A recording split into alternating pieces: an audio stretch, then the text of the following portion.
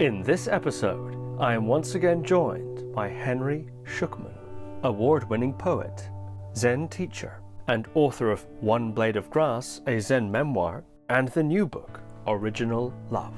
Henry discusses the surprising writing process of Original Love, the importance of love in spiritual practice, and how to release the heart. Henry describes the four major areas of spiritual development, his own first and subsequent awakenings, and the purifying effects of deep jhana practice. Henry also talks about his own journey from head to heart, his personal challenges of heartbreak and neurological illness, and his love for St. Augustine's Confessions. So without further ado, Henry Shukman. Henry Shukman, welcome back to the podcast. Steve, thanks so much for having me again. It's really fun to see you and to connect like this. I'm so pleased to be talking with you again. And it has a bit of a celebratory tone, I think, because we're writing this as the publication of your latest book, Original Love, looms ever closer. And I had the pleasure and privilege of reading an advance copy just in the last few days. And it's really a wonderful book indeed. And quite a different book to One Blade of Grass, your Zen memoir. We've had many interviews discussing One Blade of Grass in quite some detail. So I'm curious about Original Love. Two questions, really. The first, why did you write this book? And the second, how did you write this book? How did it come to be? In terms of its conception, how you came to it, perhaps that's linked with the why also, and also its execution. I'm quite curious about the working process also on the book. But so those are sort of two different questions. One's a conceptual one, I suppose, why and how, and the other one is the nitty-gritty of how. Yeah, thanks. Well, I think many a writer likes talking on those topics. So thank you for opening the door. I hope I don't go on for too long. The how, actually, I might just talk about that first, because it was a little bit surprising. About 4 years ago, around the start, actually, of COVID lockdown, I'd been, right before lockdown, I'd been teaching rather extensively in a sort of series of retreats in Europe and in California and in New Mexico, where my home base is. And I was quite tired, and I decided that I really needed a rest. And I've got some friends who have some cabins in a most glorious place up in the mountains north of here, right at the foot of these enormous cliffs called the Brazos Cliffs, that 1.7 billion year old rock rising 2,000 feet up from a little river, the Brazos River. And they were kind enough to make one of their cabins available to me. And I thought I was going to, hike and kind of plunge in the icy river occasionally, which one of my masochistic things I enjoy doing, and maybe meditate a bit, and mostly just kind of rest for a week or two. And the very first morning I was up there, I was making oatmeal and coffee, and just kind of reorienting, to being there. And it's such a beautiful place in Ponderosa woods, forests. And all of a sudden, God damn it, this sentence bubbled up in my mind. And I just knew, I got to write this down. I didn't want to be, it's a very familiar feeling when something that I really know is going to be something I want to be participating in the writing of, that feels like it needs to be said somehow. It's just a certain vibe. One of those sentences came up. So I grabbed a yellow pad that I had, and I wrote the first sentence. And basically, I didn't look up till 1 p.m. when I'd written 14 pages, and was kind of had been on one of those wild rides that many people will know when you just get thoroughly absorbed in a task. And I realized sort of really my last book, One Blade of Grass, very kindly had invited me to talk about here, was in some ways I was talking about why I'd stopped writing, having been a very dedicated writer since my teens, really.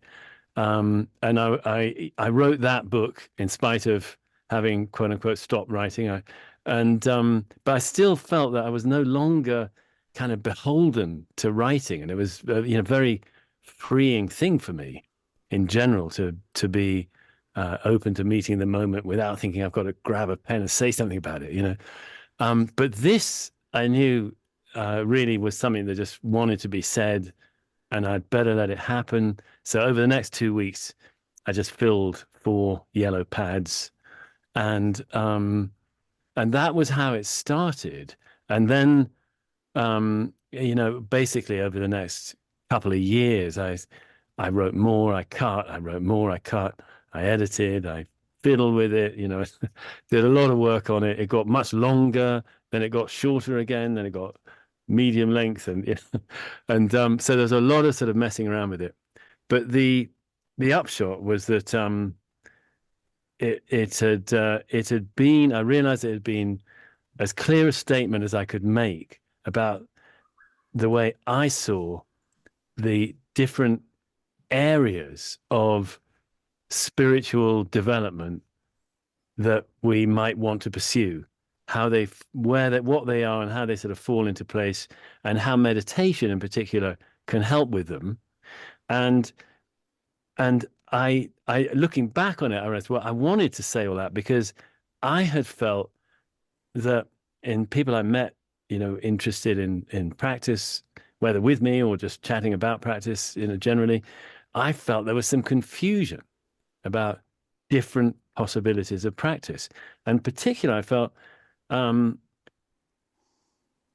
that there was a need for a clarification generally in what the primary purposes of meditation are. And they're not single. I feel that there's 4 major purposes that meditation can help us with. And I think they roughly are probably 4 major sort of territories of spiritual development that we might want to pursue. So I really, as I was writing it and after, it was getting clearer and clearer. Oh yeah, that's why this needs to be said, because there's a certain lack of clarity in the air, in the zeitgeist, about these different aspects of practice. So I wanted to clarify that. I also felt I really wanted to speak to the importance of love in the whole venture of spirituality, which is maybe, I mean, some people say, a practice like Zen, which I've been deeply involved in, doesn't speak about it enough. But I think in general, some say that of Buddhism as a whole, and some say that of many other religious, and do they embody the love that sometimes they speak of? And I mean, we all, the worst case scenarios, like Jesuits sort of torturing people so that they find the love, kind of thing. That there are somehow, it seems to be that love is really important in the whole thing, the whole spiritual venture project of humanity, and it's worth clarifying different ways that we can tap into it, different ways of understanding what it is. Not the romantic love between 2 people, not, of course, there's many kinds of love that we humans experience, but it's just struck me that in all these areas of spirituality that I was laying out as a sort of map of the terrain, love was active in some way, or every time there was a shift in that area. Let's say, I mean, to get a bit more concrete, like in mindfulness, which I think is a foundational, I call that the first in this book. It's absolutely foundational. It's learning that our nervous systems are amenable to some levers of control. Even learning that we have a nervous system. Certainly when I was a younger man, I was caught up in anxiety and stress very, very consistently, and just didn't realize that my nervous system was dialed up pretty furiously a lot of the time. And just to discover that, oh yeah, wow, this is about my nervous system. There are interventions. I can become more present, but every time there's some kind of shift in that terrain, just for example, I feel there's always some little touch of a kind of love that I find I can love my experience in a way I didn't realize I could. Even if it's a difficult thing I'm going through, that love is a solvent of my resistance, or when my resistance to whatever is going on loosens just a bit, that allows in some kind of sense of love, which is critical. It changes everything, really. It can turn very difficult situations. It can change our attitude to them in beautiful ways. Actually, since we last spoke, I've had, I think you knew that I can't remember when it happened, but I've had a neurological thing going on the last few years where after a bike accident, it's actually got a lot better. But even that was a great teaching for me, because my cognitive stamina was severely reduced. My ability to sort of think really clearly. In fact, editing was really challenging. Editing the book. I could do it in small chunks, and luckily enough, I had some help. Actually, my wife was a really great help. She slashed through it on certain occasions and cut a lot of unwanted thickets out of it. But in a way, the debilitating or the enfeebling of my brain power was just nothing but good, because I sort of migrated into my heart area and lived from my heart much more. And that's part of what this book was expressing, is how we can think clearly about stuff to whatever extent we can, but actually accessing a tenderness, a warmth, a gratitude, a compassion, sense of love, in the body, especially in the heart area, is actually the critical thing for our responsiveness, our well-being, our appreciation, and our capacity to sort of be awake in this life, to be aware of being alive and be open to responding in helpful, positive ways in this life.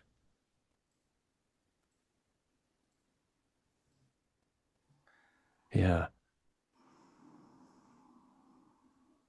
So that was quite of a little bit of a garbled response to that. Was maybe a bit about the how and a bit about the why. I'm just thinking if there, there was actually, I suppose there's one other piece I'd want to just mention here, which was, as much as it is a book about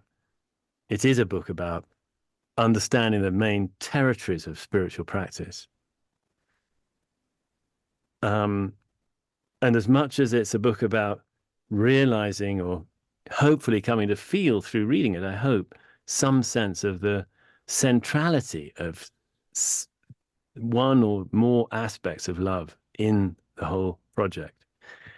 Also, the methodology, as it were, that it's trying to share, sort of in all areas really, is one of letting go and allowing, not striving to get anything we haven't already got, but gently dissolving, gently releasing, doing less and less, and that being a pathway. And that comes out of a moment of clarity that I had many years ago when I was on a writing assignment in Venezuela, and I'd done the work that was for a magazine. I also had a book I was in the middle of, and I decided to put up in this little fishing village for 6 weeks on the coast of Venezuela.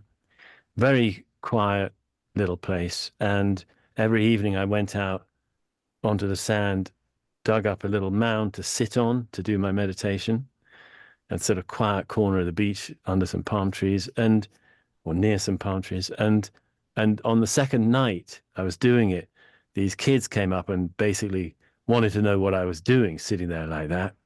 And could they do it too? And so I kind of gave them a 3-minute instruction in how to meditate. And we sat there and they wanted to do more. So we did a bit more. And then they started coming every night to join me and brought their friends, occasionally their parents, and it was a little thing that sort of developed. And, one night I didn't do it and they came and found me in my room the next morning. Where were you last night? So I did it regularly. And the atmosphere there, sitting on a beach by the sea, palm trees nearby, sounds of the village in the evening nearby, it was so different from the atmosphere I'd got used to in two monasteries I used to go to do meditation retreats, in various different Zen centers and meditation centers I'd been to. It was so natural and so relaxed and so much about ease, just humans finding ease, and a kind of ease emerging from the very fabric of our belonging in this world that was really different from the sense of aspiration and attaining, striving to attain in some ways, that that's probably got its place too, but that I'd encountered in more formal practice contexts. And so this book was attempting also to convey the method of no method, or the method of ease, or the practice of ease, of just being home, of coming home in a very non-demanding, non-perfectionistic kind of way. Where, rather than, hey, wow, there's these horizon lines of incredible things that may happen in the course of your practice. You may get, marvelous moments of non-duality. You may get just marvelous moments of equanimous witnessing, and maybe you'll stabilize those and live in them. But none of that, just coming to the simplest possible recognition of existing just as you are, and finding that actually there can be a tremendous sense of a quiet belonging, an ease, a belovedness even, that just seeps out of the fabric of being, if we just rest, basically. So that's kind of part of the methodology, the practice methodology the book advocates. Yeah. This migration from the head to the heart that you mentioned had occurred after your neurological injury from the bike accident. Was that an active migration? And if so, how did you navigate it? Or was it a passive migration, a kind of relinquishing of the head into the heart, or some other version of that? What was that process? Yeah, thank you for asking. The best I can come at it was actually, our family had a very difficult situation to navigate. Somebody, very close to us was going through a very hard time. And, it's their story, not mine to tell. But it was very heartbreaking, and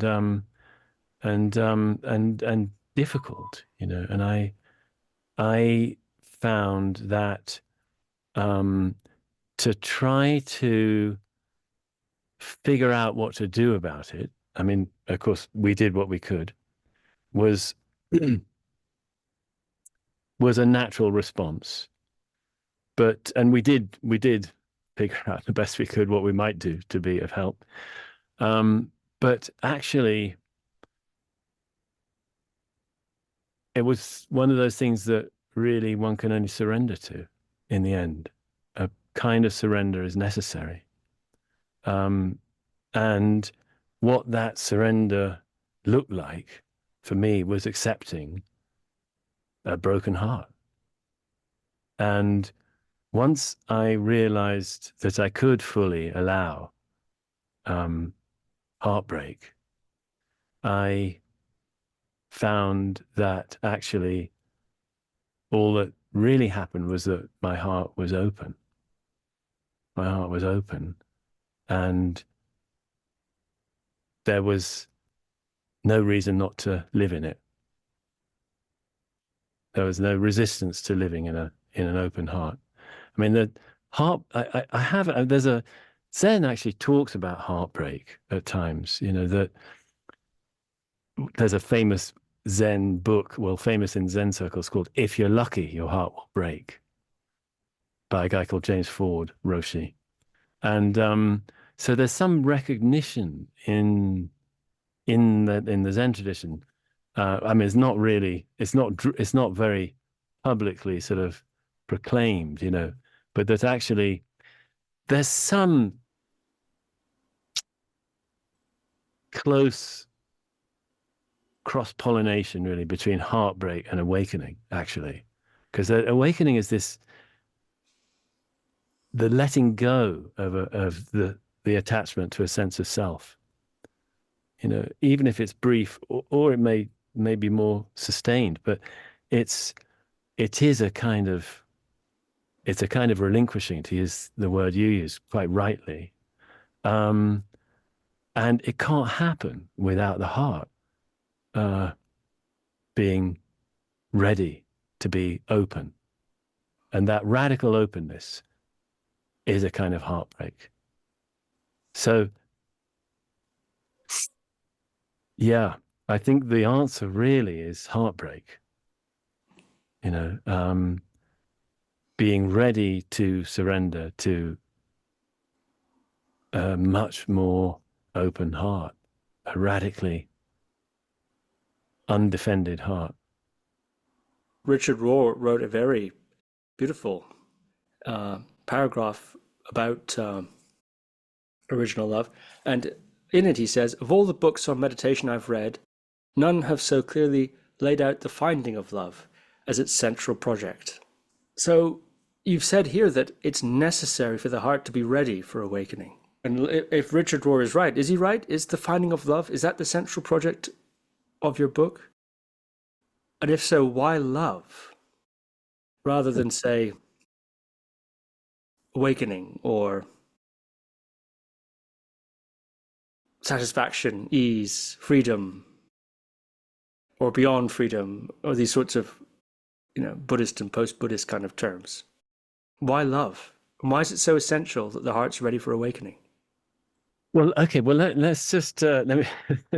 Great questions. I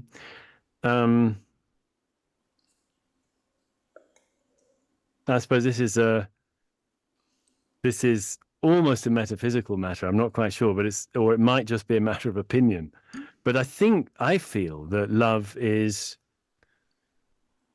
Well, first of all, let me just say this about awakening and love, actually, if we're just starting there, because first of all, what do we mean by awakening? Because there's a ton of different ways the word is used, and they're all valid. But in this context, in the world of meditation and of Buddhism, which is named after awakening, you know, it's pretty clear that it means a discovery that our ordinary sense of being a separate self is not the whole picture.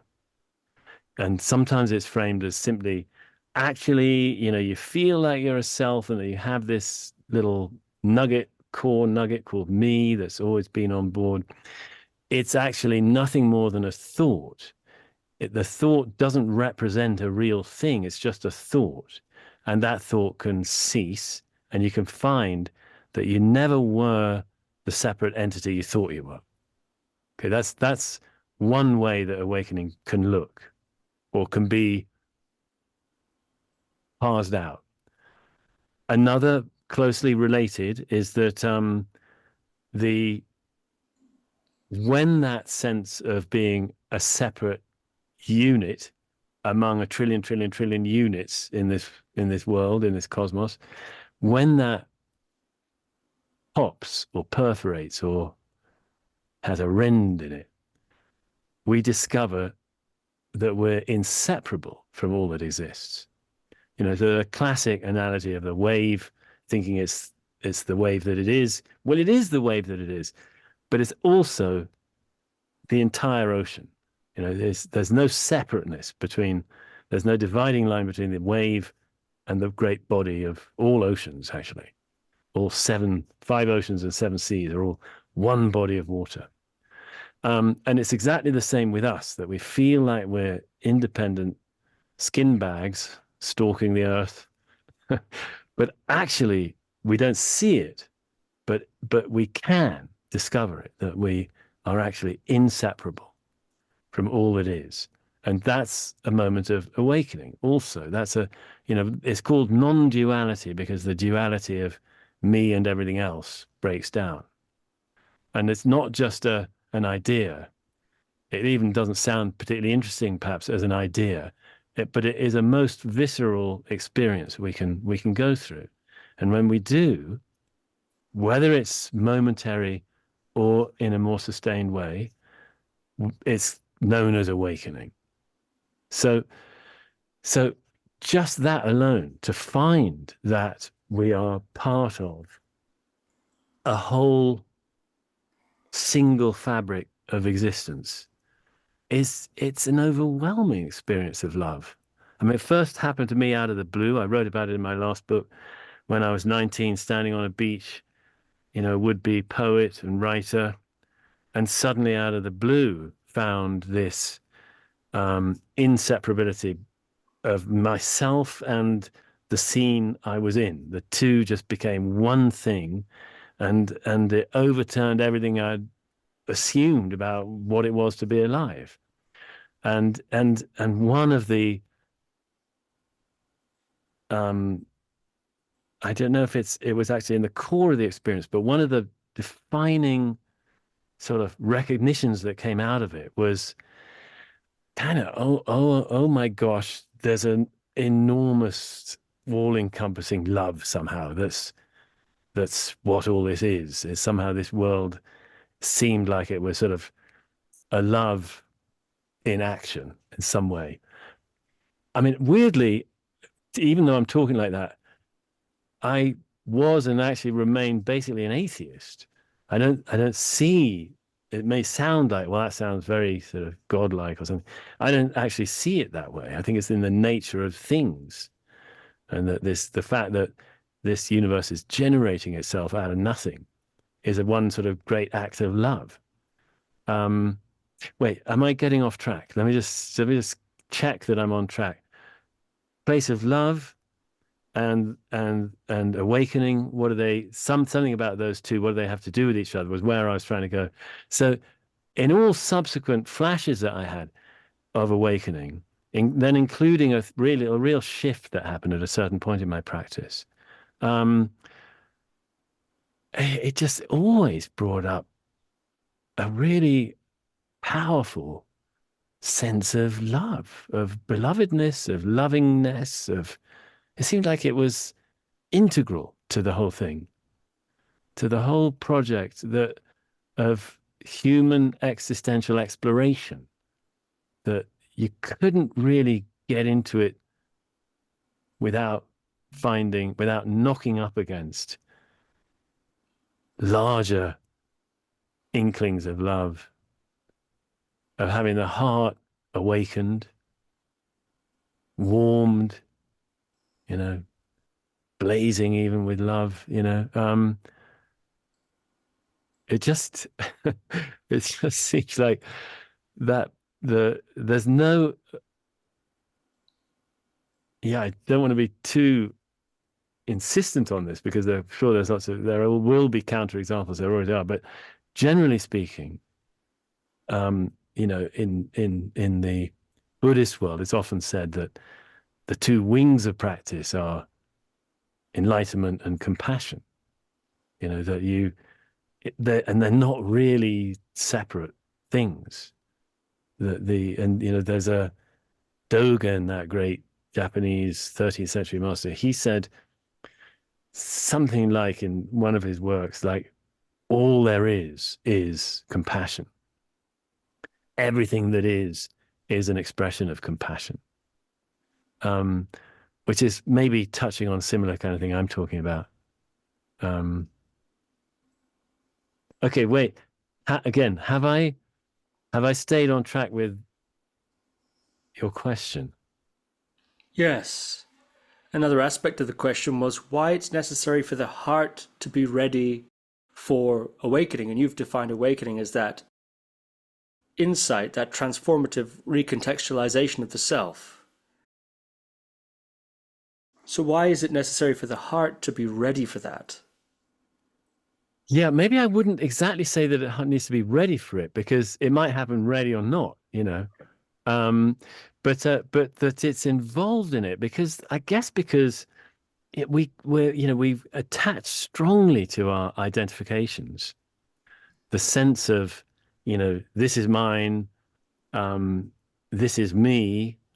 It's something that there's a strong attachment involved in that, and that's some kind of gripping or tension or tightening in the heart, that kind of attachment. And when we're somehow able to let go of that process of identifying, of that attachment to identification, that's a thing that happens in the heart. It may also have a cognitive side too, conceptual side too, but it also is like, I've released something that I was very invested in and very invested in holding on to. It's like I've been gripping to something all this time, and I may not even have recognized that I was gripping to it, but suddenly I'm ready to let it go. And that is a release in the heart. And then whatever wants to flood in can flood in, and it may be the whole world, or it may be a huge tidal wave of love, or it may be a recognition that there's somehow no limit of any kind anywhere, or, whatever face of awakening shows up then. You write in Original Love, somehow, however crazy it sounds, the universe loves you. So much that it is making you, giving you life and awareness.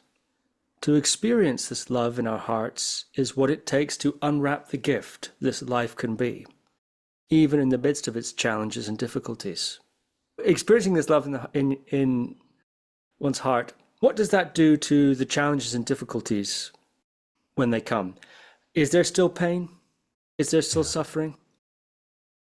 Or does this contact with love somehow transform those, or anesthetize those, or place one beyond the reach of those things?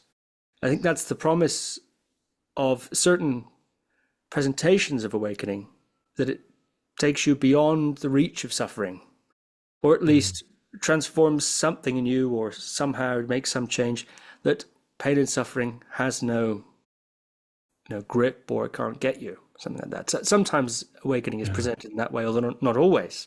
I suspect maybe not in this case. So what happens with challenges and difficulties in this context that you're describing? Yeah, thanks for the question. Well, I say no way does one become anesthetized to them, nor placed beyond their reach. It's more a matter of we could parse out the meaning of pain and the meaning of suffering. There's a traditional Buddhist view that pain happens, suffering is optional. This is how it's been parsed somewhat glibly, I think, in modern Western Buddhism, that the suffering is the second dart in Buddha's metaphor. The first one, or similarly, the first one is the actual pains of the world, whether they're physical or psychological, emotional, that will inevitably happen. Dear ones dying and so on, and breaking a leg or whatever. They'll happen. And then our resistance and misery around the fact that they've happened and around the fact that we're feeling bad about it is the optional suffering that we can learn to lessen significantly, very significantly. But in this case, the way I feel it is that it's certainly all of that I think is valid, but at the same time, there's also, it seems to me it's more about becoming even more intimate with pain. And I'm not sure I'm going to articulate this very well, but there's a way of not seeing the suffering and pain of another as separate from us, that we are, and that doesn't become like an overwhelming empathizing so much that we're overwhelmed by the suffering of others. There's research into the difference between empathy, compassion, and altruism. The three are actually distinct. And the research suggests, this is what I've read anyway, in a big book by Mathieu Ricard on the subject, to feel compassionately towards somebody is very different from simply empathizing with them, because compassion is motivating, to wish that someone suffer less rather than simply feeling what they're feeling. And so I guess, yeah, again, it comes back to resistance. Are we resisting pain and sorrows in the world, resisting the fact that they exist and resisting it when they touch us? Or are we open to them? And if our hearts are open, we don't resist them. And we can feel, a tenderness around it and compassion around it and sympathy and so on, of course. But we're not actually overwhelmed by it, and we're not immobilized by it, because we're not resisting. We've got a fluidity in us. Our heart is basically not gripping. It's actually at ease, and it's open, and it's sensitive, and it's kind of functioning naturally, I would say. And so we're not we're not immuring ourselves from the sufferings of the world. We're not anesthetizing ourselves. We're not floating above it all. We're right in the thick of it. And somehow we're okay. We're able to stay aware, kind of balanced, kind of centered, and able to respond, let's hope, more effectively. But I think there was a line in there about sort of unwrapping the gift of life. I think I kind of stand by that. I feel that there's a way that, when we're able to really inhabit our experience and have no resistance to it, right here and now, just as it is, I don't know, I always feel a kind of a core of this sort of incredibly intense gratitude that, this moment, just like this, is happening. And that I'm getting to experience this right now, whatever I am. I don't know. I don't make any claims about that. But awareness and experience are both present right now. It's a wondrous thing. We've started at the fourth of your roadside inns, which is awakening. Part of the book, the main body of it, is structured as a journey along a path with a 2-tracked cart stopping at 4 roadside inns. And Mm. in the sequence in which you write about them, mindfulness, support, absorption, and awakening. And we've started at awakening.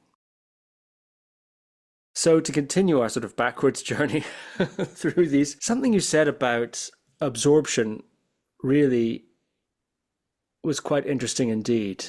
And by absorption, perhaps you'll explain it also, you mean, one of the ways you mean that is in terms of samadhi, states of high concentration, and one of the ways in which that's trained is through jhana practice. And you describe your training with Stephen Snyder, Pao Sayadaw successor and frequent guest actually on this podcast. By the way, I don't know if you knew that. And you write about jhanas are as near as we can get to awakening without quite touching the live circuitry of the universe as we do in Kensho, or awakening itself. They wear us as thin as we ever could be worn, into a threadbare veil through which the deeper reality of non-separateness starts to shine. One breath of wind, and any single thread may snap, and the whole veil fall open. That's marvelous. Few lines there, by the way. I really love those lines. They're fantastic. I wonder if you might talk a bit about your experience with jhana, your training in that, and also could you unpack a little bit some of that wonderful imagery there that I just quoted from your book? Yeah, thanks. I was very, very lucky to get to train during COVID lockdown, actually, with Stephen Snyder in jhana practice. And I highly recommend it to anybody who's been meditating a while and is curious about it. I mean, basically, some I know some listeners will know this, and I imagine many others might not, that jhanas is a particular sequence of states of absorption. And I think it's fair enough to say that largely absorption states are more or less cognate with what are known as flow states in Western psychology, where suddenly we shift gear into an effortlessness and ease. The time goes quieter, and we get very absorbed in what we're doing. Actually, a little bit like when I was describing earlier about writing the first draft of my book. I think that was pretty much a classic sort of flow state I was in for those days, or those hours of writing each day. And there's great research on that since the 1970s. When that happens in meditation, it's a little bit different, I guess, because we're not involved in quite such a clear outward task. We may indeed be following the breath, or we may be just sitting in open presence, or whatever our practice is. We may be doing something that is a little bit like an attentional task of some kind. But there'll be a moment that most meditators, even fairly novice ones, will have experienced this. There's a moment when what had been effortful and difficult to maintain suddenly, flips, and all of a sudden, for no apparent reason, is easy. And it's really, truly effortless. And it's as if we're not having to make anything happen. The very kind of, concentrated awareness that we'd been hoping to get has just appeared by itself. It sort of feels like that. It feels like a real gear shift. So that's a flow state, when suddenly it's like we're not making it happen. It's happening by itself. And it's beautiful in meditation because we feel very peaceful and very energized and very alert and aware, and often can be very blissful, can also be maybe less blissful and more just peaceful, and it can have this just marvelous level of awareness in it. And so rather than haphazardly stumbling into those as and when they may happen to arise, the jhana system sets out to engineer them, and more than that, to actually show that they can get more and more refined and powerful. And so it has a sequence of 8 steps, the 8 jhanas that you can learn to cultivate. And usually, at least in the Sayadaw system, you always do sequentially, first, and you might spend hours in the first jhana, hours on multiple days, and then there are a whole sequence of visualization exercises that you do with each jhana. So it's hundreds and maybe it's thousands of hours. I don't know. It was a lot of hours of meditating to go through the entire sweep of it. But basically, there are these 8 different jhanas that are progressively more and more refined and powerful. And within each one, you can kind of be in a different level of depth in it. So there's a kind of antechamber where you're starting to be in it. It's coming, it's going, it's coming and going. Then you're in, and it's lovely. It comes on by itself. It's a little bit like I always felt it was a little bit like a neon bulb lighting up. This glow comes on, and then there's a point where it's just on. No, it's not coming and going. It's just on, and you just sort of drop in, and you just sit doing nothing, and it does it all. Then you can get even more deeply into it, where it's like there's really nothing else at all except this incredible buzz glow. That's so good, and that applies to all 8 of them. This is not exactly, I mean, Stephen might disagree with me. I'm not trying to give precisely his rendering of it. I'm just trying to give a sense of what it was like for me. That I recognize there were these different levels of depth of absorption in an absorption state, and when you're really deep in, you're not really separate from that state. The sense of being a separate person who's undergoing this particular condition, that drops away. You can't really separate yourself from the jhana state. And that's true of all 8 of them. And like I was saying, it's a weird thing that as they get more subtle and more refined, they get more powerful. And they're actually also viewed as a purification practice, or a kind of cleansing, cathartic practice. So actually, when I started out, I was amazed to find that I'd done it without knowing it as a kid. As a child, I wrote about in One Blade of Grass, I had very severe eczema. And one thing that would sometimes happen to me, usually at night when I couldn't sleep because of the itching, is that I'd suddenly pop into this weird state where it was a warm buzz, my skin didn't hurt anymore, there was no more itching, and I was filled with this sort of glow, buzzing glow that was, again, came on by itself and was extremely pleasurable and peaceful. And actually, the first time I popped into first jhana while training with Stephen, it's like, I know this, And when I reported to him after, he said, yeah, that's first jhana. I said, well, this used to happen to me randomly. I'd always wished I knew how to bring it on, but it would only come on when I recognized it already had come on, it came on by itself. Anyway, so that was just a curious little sideline on it. But so when I started doing it with Stephen, I realized at a certain point, particularly with the first jhana, and then subsequently somewhat with the others, that there'd be something in me that was getting burned off. It was like a cleansing fire, and I would just stay in that jhana, first, second, third, fourth, particularly those ones actually, until whatever it was that needed to burn off, I could just sense it had gone. And so it was a very powerful, I felt it was like, holding some kind of chemical in a Bunsen burner flame, and you could see certain elements would produce a different color flame or something in a Bunsen burner in the science lab as a kid, and it was like watching that flame until it had all burnt off. And the Bunsen's own flame was clear again, or blue again. And the jhana would be at peace again, gently roaring away, And so it was, had that side to it, a sort of cleansing side.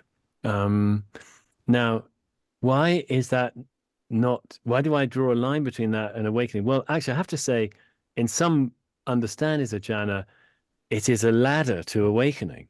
I think, by the time you get to the fifth, sixth, seventh, eighth, you're starting to taste awakening. That may be so. I don't know. Then they talk about a ninth jhana, which definitely is non-dual, absolute, ne plus ultra. There is no more. And possibly so. I did seem to have flashes of that as well. But nevertheless, there's something about the engineering of it, the fact that there is a bit of intentionality, which is different from how classic awakening happens, where it's always a force of its own, and we can't control it. We can only put ourselves ever more in the way of it. And I suppose jhana practice would be doing that. Especially when we get to those quote unquote higher jhanas or formless jhanas, that's fifth, sixth, seventh, and eighth, we're definitely much less, our hold on self is very tenuous and becomes simply very thin. And it's quite possible, to just have that single molecule jump that changes everything. That one little molecule hops over, and instead of being Henry in his body, it's just boundless, empty of self, boundless, and it's much easier for that to happen.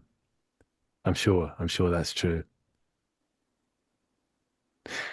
At the same time, again, there would be another view that, well, actually, real awakening experiences and durable awakening, it's not about meditation. Meditation might, for sure, make us more liable to it. But any state that we devise for ourselves or we encounter for ourselves on the cushion lightly isn't it. I don't think that's a hard and fast rule, by the way, but it is, there are these very refined states and expanded states of mind that we can find on the cushion that can be, wonderful and really salutary, but awakening, it's tricky because they can sometimes, if someone's describing them, it can sound rather like awakening. But I think there's always a force and a shock that some other power, not my own, came bursting in and has shown me something about the nature of this world and what it is to be alive that I could not possibly have sort of got to myself.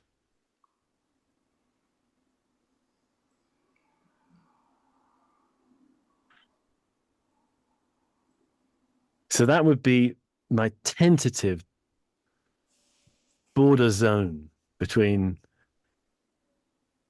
meditative samadhi in the Buddhist sense and awakening. Yeah, fascinating, and wonderfully put. So I mentioned you have 4 ins: mindfulness, support, and support means lots of things: community, working with the teacher, and so on. And we discussed that actually in previous episodes, your journey from lone wolf to, as you described yourself, to opening up, to trusting, working with teachers, etc. You also have some, we can't cover everything in the book today, of course, so perhaps I'll leave those dangling as for people, to read them themselves. You also have this taxonomy of awakenings where you go through 4 facets of awakening: oneness, emptiness, no way but through, and blazing forth. That's, have I got those right? Those last 2? Yeah. Yes, you have. Yeah. And that's also a wonderful part, as well as, to return to Jhana briefly, or you describe it as a sort of backfilling, actually, that you had. So in the interest of time, perhaps I'll ask you this, and then I have one small question at the end. You write here, I grew up traumatized by my skin. Life had been a scary place, but I'd also had inklings of a place of freedom, peace and love. At the age of 19, I'd leapt over a whole lot of middle ground and found my intrinsic awakened nature. You described that earlier. But I had a lot of backfilling to do, and the Jhana states help with that. So someone in your position who, can we say, accidentally at 19 had that experience on the beach, you weren't shooting for it, you weren't striving for it. People do, though. People meditate and do all sorts of practices to attempt to get what you accidentally stumbled into. And so I hear you also emphasizing this kind of fortuitous, almost sometimes it's described as grace, isn't it? The grace aspect of awakening. I hear you describing that. When you're working with people who are looking for that, they're searching for it, they're not accidentally stumbling into it and wishing for an explanation, but they're actually looking for it. You who stumbled into it, how is it to work with people who are seeking it deliberately? Yeah. Well, fortunately, I can deeply empathize with them because I've done that too. Oh. When I was 19, that weird thunderbolt happened. But 2 months later, I had a kind of breakdown. I was very unhappy for several years. I gradually started discovering that there were healing arts. There were ways of trying to heal the psyche. I got into therapy. I got into meditation. And for me, initially, meditation was nothing but healing, soothing, calming my nervous system, all of that. I desperately needed all of that. And only after a certain point of getting a bit more stable as a self, really, did I remember that extraordinary time when I'd been 19 and start to wonder, what was that? How do you find it again? I know it was somehow the truth. I know it was real, but I didn't know how to get back there, and I wanted to. So I can sympathize a lot with people who may not have tasted it, but want to. And actually, if we're not there, we're not there, whether we've been there before or not. And there's quite a large number of people who've had tastes and don't know how to get back there. Or sometimes they're there, sometimes they're not there. They're very easily caught by the mechanism of self again. How on earth do you get more stably there, more stably open to it, let's say? And so honestly, I don't think it's not a problem that I don't know myself, and I never thought I would cross a watershed and be there more consistently there, as it were, really meaning here, as my teachers were. Several teachers that I've been lucky enough to have clearly didn't have that problem. They're like, am I there or am I not there? I'm sometimes there, I'm often not there. They didn't have that problem. And I thought I'm not constituted in the kind of way that to be a person who will ever get there. And I'm not really okay with that, but so be it. I'm sort of sometimes grumblingly resigned and sometimes frustrated, about it. But I was wrong, actually, because by doing practice consistently with good guidance, and the guidance that was appropriate for me at that time, actually something did happen that was more of a threshold, that I didn't really go back, and it was more like something just was knocked out that hasn't come back. Even now, this is now 2024. It's like 16 years later. I can date it exactly when it happened. And so I can bring a certain amount of encouragement to people that I hope, that really it can happen. But what I'm also trying to say in this book is, if we get a taste of love, it doesn't matter, because if we're feeling like you thank you for bringing up that backfilling with Jhana practice, but I had to do it with mindfulness practice. I had to do it with feeling connected and supported and being trusting enough to open to support. I had to do all of that, and I still do. And so what I'm trying to advocate for, I think, in this book is that there's totally the sudden awakening world. There's the reality of, they call it subitist, scholars call it subitist, sudden awakening. And it's sudden because it's already here. We just didn't recognize it. So the shift happens in an instant where we suddenly recognize, oh boy, it's all totally different from what I thought. This is all me, or, I'm not here at all. And it's all just one flux, a marvelous flow. That's real. So is gradual development, where I very much am a self, and I'm gradually healing, growing, tending, warming, opening up the heart of that self. That I think all of that side is needed as well for, I would guess, the great majority of us, definitely myself.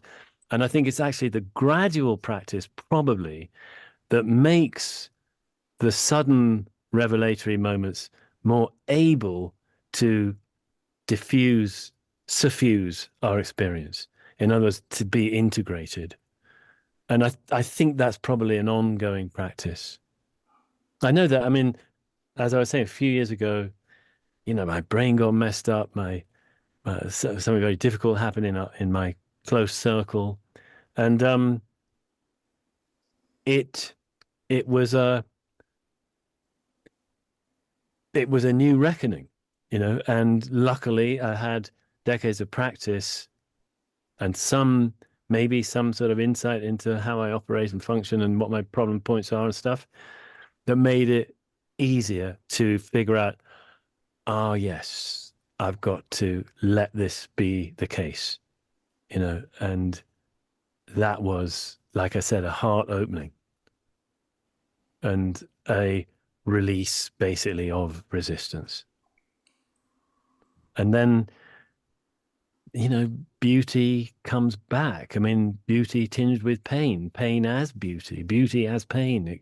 It comes back. And I don't have to fight anything. I could wish for the world to be much less brutal, for humans to be much less brutal than they sometimes are, and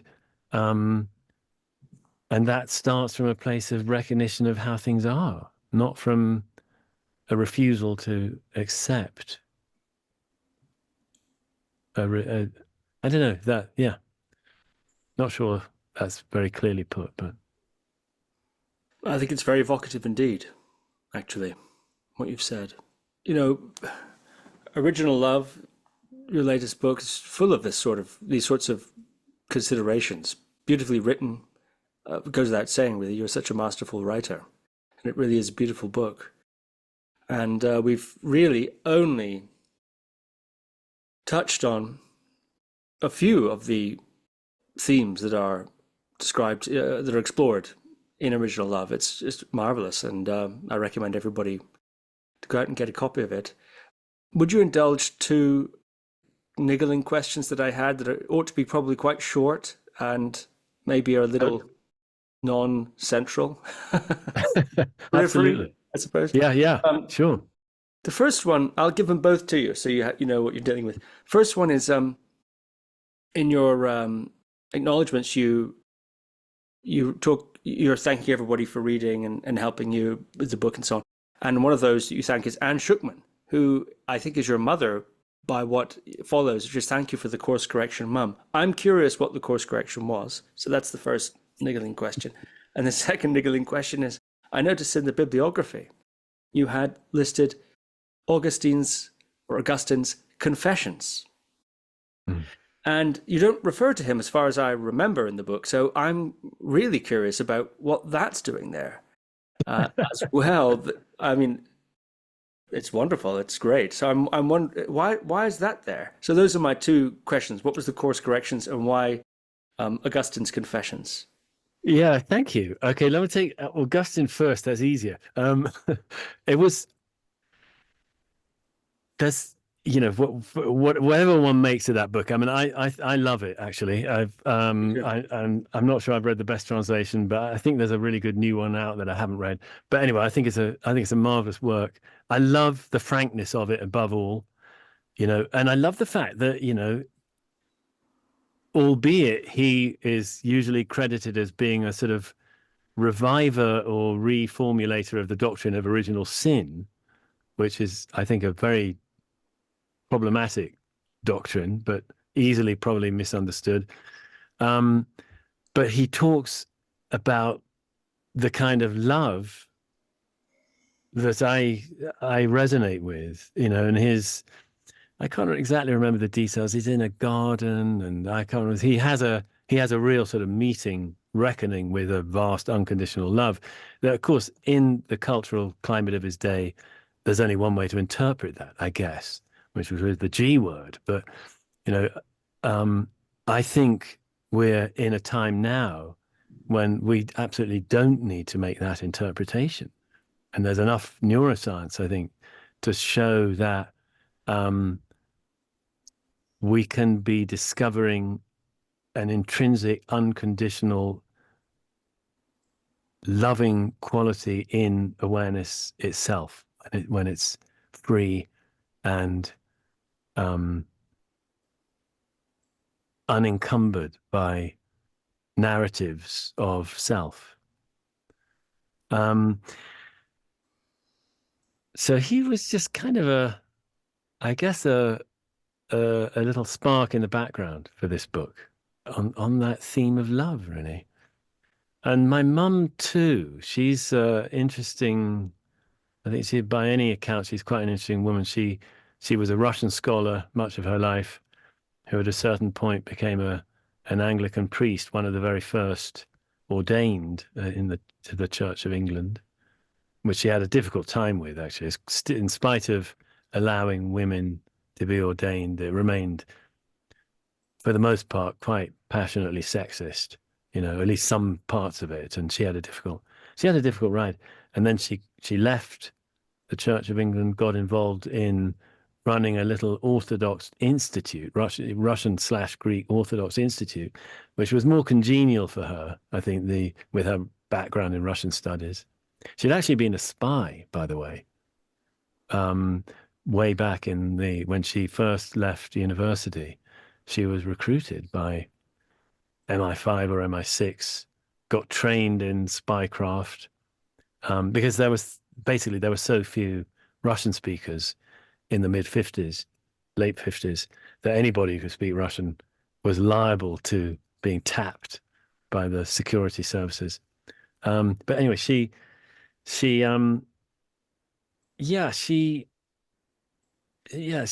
had a complex childhood herself, and she's a complex human being, but she has her flavor of Christianity today is quite idiosyncratic, probably. It's just sort of outside any real church, but it's all about love, and the course correction is in that territory, but it's a little bit I want it to remain a little bit under wraps, actually, precisely what the dialogue was. It was just a little bit of dialogue I had with her about spiritual matters. That, yes, that's right, and it helped in my reworking of this book. It was in there. Yeah. You think your mother has tasted or touched or maybe even abides in the sort of awakening you're talking about here, albeit from a more Christian route? Well, I think she would say no, not at all. And it might be true. She's been curious about meditation, has tried it at different times, and I think she has some practice of Christian contemplation, sort of, what do they call it? Centering prayer. I think that's part of her life sometimes, but she's not she's not really, I don't think she's someone who's particularly interested actually in awakening. It's interesting, you know. I think maybe it's generational, but right now, I mean, over the last 10 years, I'd say there seems to have been a great resurgence of interest in awakening, interest in non-duality, interest in the possibilities of the deeper possibilities of meditation. After, of course, a huge surge in interest in meditation as a mental health aid, you know, with mindfulness practices. Of course, that's been a very visible thing. But I actually feel now, and maybe it's not even the last 10 years, more the last 5 years, I see a huge increase in, well, people realizing, hey, meditation isn't only about nervous system regulation. It is about that, and that's great, and that's fantastic. It can help with that.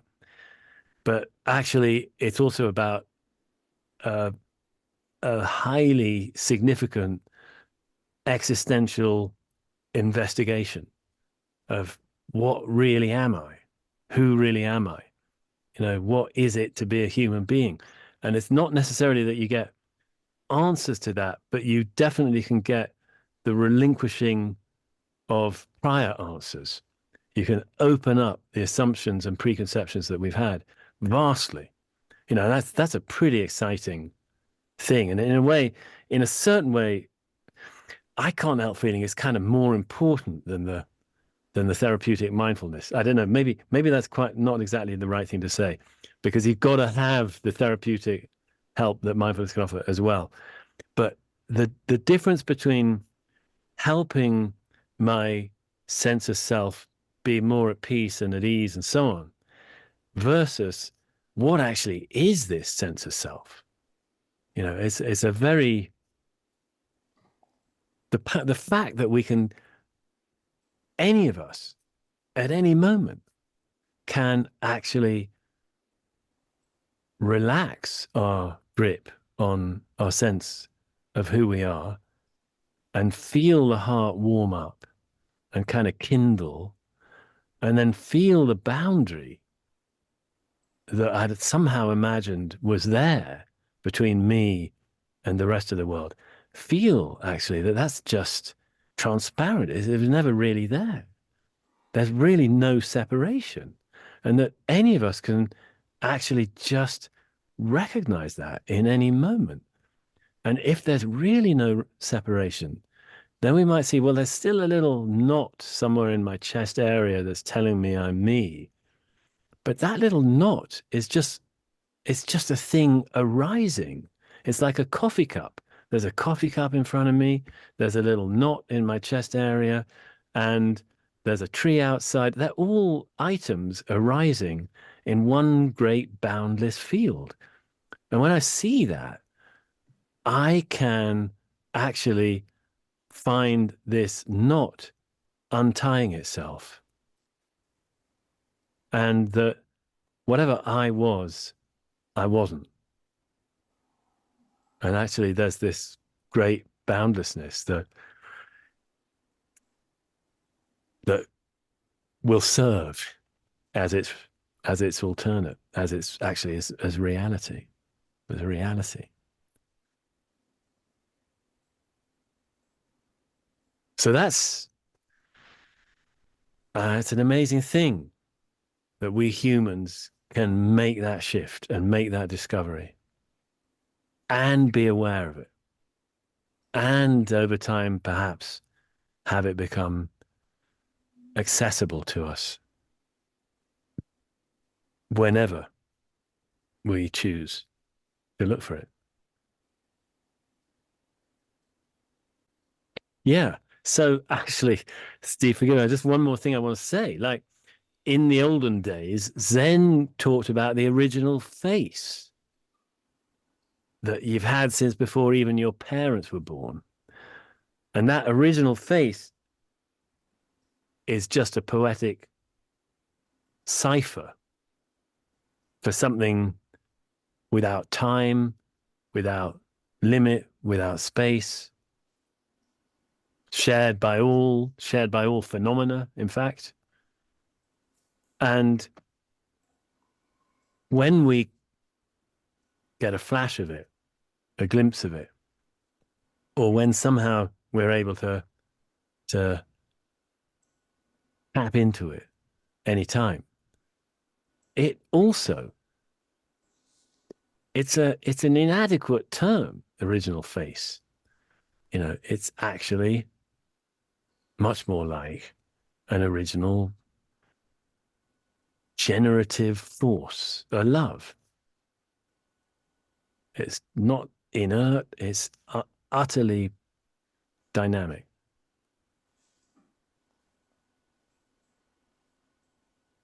Yeah. Marvelous. That's Original Love, published by HarperCollins. Henry Shukman, thank you very much. Thank you so much, Steve. Henry, as we were talking after the recording, you mentioned, or we got to talking about your new app. I asked, could we record a bit of a PS, a bit of an addendum about the app? And you graciously agreed. So could you say something about this new app? You're a co-founder. What's it all about?